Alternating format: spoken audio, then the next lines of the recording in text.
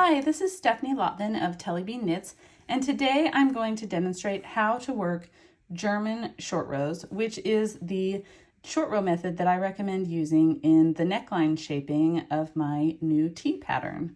So I have here a little swatch of 1x1 twisted ribbing, and I am showing you the right side of my work, which I have marked with a removable marker. I like to use removable markers to give me a little reminder of where the right side of my work is when I'm working in these reversible fabrics. That way I don't lose track of which side of my work I'm on. Now I've worked, and I'm imagining that I've worked the target number of stitches required for my pattern, and I'm ready to work my first DS stitch.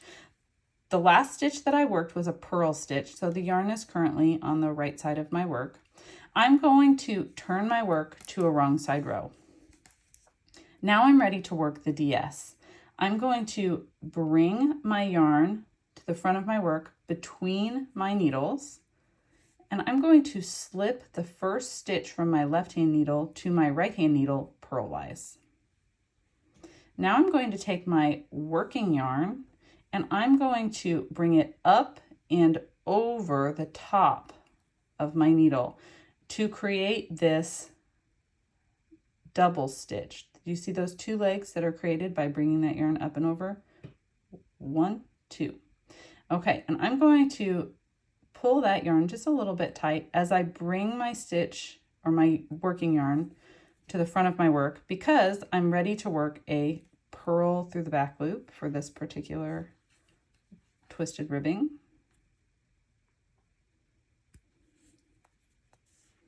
I'm going to work in pattern until my pattern recommends that I turn my work. So we'll imagine that I have just hit my target number of stitches. We'll look back and you can see the double stitch that we just worked. You can see the two legs of that double stitch coming out of a single stitch below it. This is our double stitch. We're ready to work another double stitch. So I'm going to turn my work from a wrong side row. I'm ready for a right side row.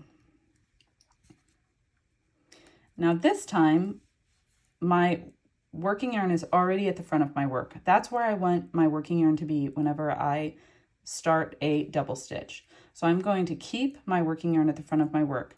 I'm going to slip the first stitch from my left hand needle to my right hand needle purlwise, and I'm going to bring my working yarn up and over to create that double stitch. And I'm going to keep that working yarn nice and tight as I work in pattern, purl through the back, or knit through the back loop, purl 1, knit through the back loop, and now I've come back to the double stitch that I worked on the previous row. This is my double stitch. You can see it looks a little bit, you can see the two legs of the double stitch here. It looks like there's a little knot, and you can see the two legs of the double stitch here. Now to resolve this double stitch, you're going to treat it as if it is a single stitch that you're working in pattern. So in my pattern, I do knit through the back loop, purl 1, knit through the back loop, and now I'm ready for another purl 1. So I'm going to bring my working yarn to the front of my work, and I'm going to insert my needle purlwise under both legs of that double stitch. And I'm just going to purl as if it was a single stitch. Bring my loop off of the left hand needle, and I've just resolved that double stitch. So I'll work a couple more stitches and show you that double stitch one more time. So I'm ready to work another double stitch. I'm going to turn my work. I'm going to bring my working yarn between my needles to the front of my work. I'm going to slip that stitch from my left hand needle to my right hand needle purlwise. Bring my working yarn up and over my right hand needle, keeping the tension nice and tight on my working yarn. Not too tight, but comfortably tight so that you can see those two legs of the double stitch. And now I'm going to continue to work in pattern until I reach that same double stitch that I worked on the previous row.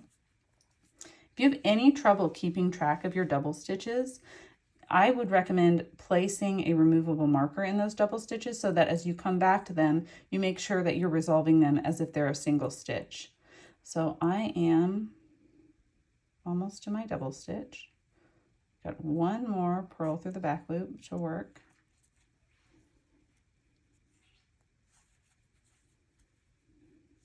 Now, I'm at my last double stitch, which I can tell because I can see the two legs of the double stitch, what looks like a little knot, and then two legs of the double stitch. And since I'm working in pattern, which went purl through the back loop, knit one, purl through the back loop, I'm ready now for a knit one.